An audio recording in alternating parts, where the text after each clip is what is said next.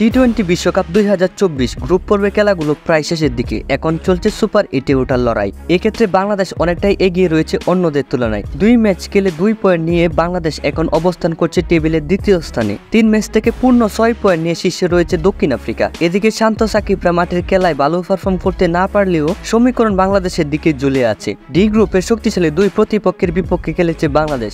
ইতিমধ্যে বিশ্ব চ্যাম্পিয়ন শ্রীলঙ্কাকে হারিয়ে 2 পয়েন্ট অর্জন করেছেন শান্ত হৃদয়রা। দক্ষিণ আফ্রিকার বিপক্ষে 4 রানে হেরে যায় হৃদয় মাহমুদুল্লাহরা। এই হারের পরেও সুপার 8-এর দৌড়ে ভালোভাবে টিকে আছে টাইগাররা। আর বাকি রয়েছে 2টি ম্যাচ, নেদারল্যান্ডস ও নেপাল।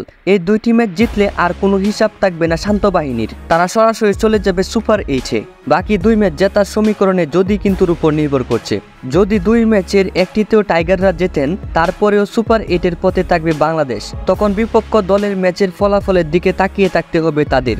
আর যদি 2 ম্যাচে জিতে যায় বাংলাদেশ, সেক্ষেত্রে সরাসরি চলে যাবে সুপার 8-এ। আর যদি নেদারল্যান্ডস ও নেপাল 2 দলের কাছেই হেরে যায়, তাহলে বিদায় নিতে হবে শান্ত বাহিনীকে। গ্রুপ ডি-তে আছে দক্ষিণ আফ্রিকা, শ্রীলঙ্কা, বাংলাদেশ, নেদারল্যান্ডস ও নেপাল। তো বন্ধুরা, আপনাদের কি মনে হয়, বাংলাদেশ কি পারবে টানা 2টি ম্যাচে জয় ছিনিয়ে আনতে, নাকি 2 দলের কাছে হেরে বাংলাদেশকে দেশের মাটিতে ফিরতে হবে? অবশ্যই কমেন্ট করে জানাবেন। আর চ্যানেলে নতুন হয়ে থাকলে অবশ্যই চ্যানেলটিকে সাবস্ক্রাইব করবেন।